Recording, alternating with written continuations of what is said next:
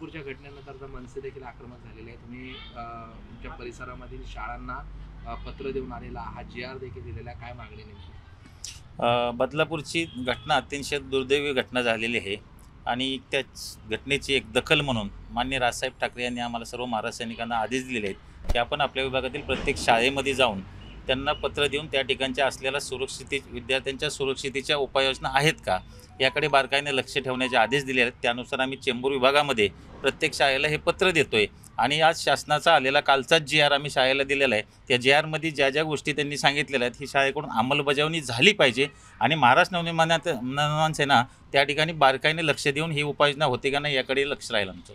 आता तुम्ही पाहणी केलेली आहे, काय काय शाळांमध्ये त्रुटी आढळल्या आहेत?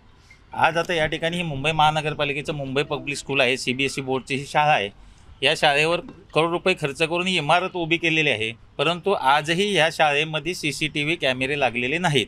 म्हणजे जगामध्ये सर्वात श्रीमंत असणारी महानगरपालिका त्यांच्या शाळेला आज जर CCTV लागत नसतील, कॅमेरे नसतील तर याच्यासारखं दुर्दैव काही नाही. आणि या ठिकाणची विद्यार्थ्यांची सुरक्षितता काय असू शकते आपण पाहू शकतो.